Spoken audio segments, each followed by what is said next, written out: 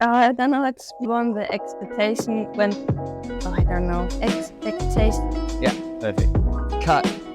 Hello, it's Lara from Germany. Welcome back to another episode from The Groms. Question number 1. What is the toughest trick you've ever landed? I think one of the toughest tricks I landed was probably 2 tricks actually. One was a crank flip drop in from a big sub box down into a bank, which was huge. I couldn't even jump it up, but when I was young, I just did a crank flip down. And then for sure, a bar spin back into the jump box takeoff. That was gnarly, I guess. One of the scariest tricks I've done. Question number 2. What got you into BMX? I started riding when I was 9 years old, and I started riding BMX because my oldest brother used to be a professional BMX rider from Germany.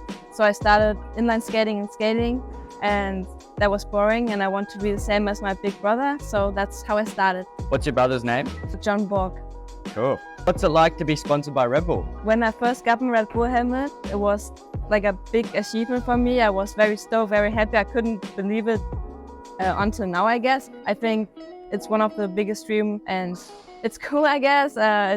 It's a big, it's just living the dream, I guess. I couldn't be more stoked. I'm happy that they support BMX women, and I'm stoked that I was one of the first women in BMX freestyle being on the Red Bull team. What is your dream trick? Good question. When I was young, one of my dream tricks was backflip, crank flip at the same time, but I tried it on purpose. It's possible, but it's very hard. So I guess every trick which is not possible is one of my dream tricks.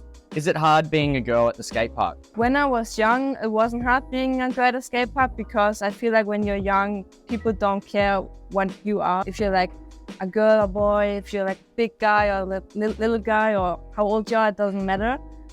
When I grew up, it became harder when I started competing because back in the days there was no girls competition, so I entered just the amateur classes or the beginner classes.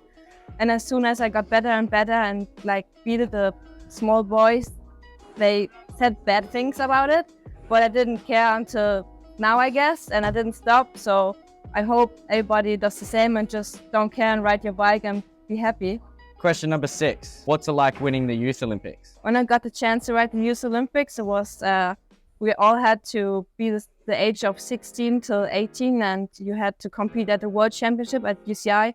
And me and some other riders made it into the Youth Olympic Games. So we went to Buenos Aires in Argentina, and it was very fun for sure. And it was like a test event for me for the big Olympics because I ride the elite gods. So for me, the Youth Olympics was just for fun and trying. And I was lucky that I was the age to compete at the Youth Olympic Games. It was different for me because this time they did a mixed event. So the girls and boys for a country counted together as a country and not it was me winning the competition. It was Germany together with a boy winning the competition. And we shared the first place with the Argentina team because I got first place at the girls and the boy from Argentina got first, and my boy from Germany got second place, and from the Argentina boy, she got second. So we shared our first place at podium at Youth Olympic Games, which was cool because in BMX freestyle, I think we don't care about the results. I mean, for sure, I was happy I got first place, but I'm more happy that we could share the place. Question number 7. What's the pressure like going to the Japan Olympics, the Tokyo? Going to the Tokyo Olympic Games was one of the biggest goals in my life. Well, actually, it was only a goal when I started to come into the Olympics. But as soon as I knew BMX going to the Olympics, my biggest goal was to compete there and do a good result. The qualification system was very tough, actually, because it was riding all the FIS events, World Championship and everything, and getting points all the time and being good results all the competitions. I managed being very well at this time back then. And I qualified for the Olympics, but unfortunately I broke my collarbone 6 weeks before the Olympics at the World Championship. As soon as I broke my collarbone, the expectation weren't that high anymore. So for me, the biggest motivation was to show everyone that I can still go there and compete. So I got surgery right after I broke my collarbone, went back on the bike after 2 weeks and started riding BMX and tried just doing everything I love and do all the tricks which were my favorites. And I managed going to the Olympics. I remember after my first run, I was close to cry because I was so stoked and happy to just achieve the goal, to be there and still being there, I think my whole family and friends were proud of me as also my coach, and I managed to get 6th place. So I guess with a broken collarbone and a plate in my collarbone, I did pretty well and I can be proud of it. Question number 8. What's the best thing about being a pro rider? The best part about being a pro rider is to just motivate all the people in the world. For me, my biggest goal is to inspire women, inspire little kids, and show people that also BMX girls can ride BMX.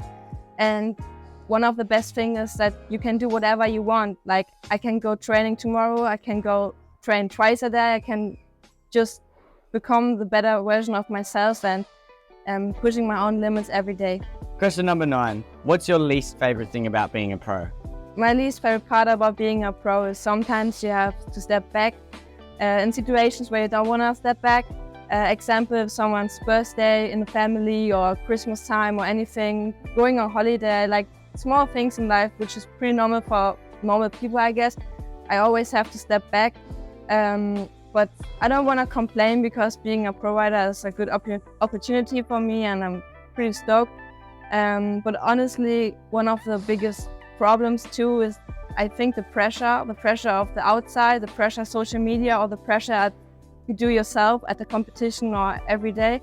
It's not always easy, but as soon as I land a new trick or I achieve my goals, I'm pretty happy, so I just keep going and try to don't think about the pressure and everything else. Question number 10. What's your biggest crash? One of the biggest crash I had was breaking my collarbone because I had to fly back with a broken collarbone and get surgery, which was hurting very much.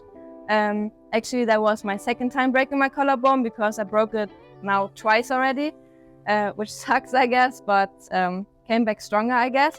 Then when I was young, I started riding bowls and I couldn't do a proper air, so I just rolled over the coping and fell on my face and crashed on my lips, and both lips exploded, I guess, which was hurting a lot. And then, just simple things like crashing on the stomach and then don't breathe. It's pretty tough and it's scary for everyone, I guess, but it's part of the game. Question number 11. Who's your biggest inspiration? My biggest inspiration is Lindsay Vonn. She's a skier, or she used to be a professional skier. She's my biggest inspiration because she's a tough woman. She had a lot of crashes and never complaining, always trying to be the strongest in the game and showing the world that it's also okay not to be okay. And that's why she's one of my biggest inspiration. And if I think about BMX, one of my biggest inspirations is Scotty Kramer, because back then he rode different than all the other people, and how he rode was just insane for me. And what he's doing now with all the YouTube videos and just being how he is and just loving his life now is just a good inspiration for me. Question number 12. What's your favorite contest? My favorite contest is FIS Montpellier, because at FIS Montpellier there are so many people.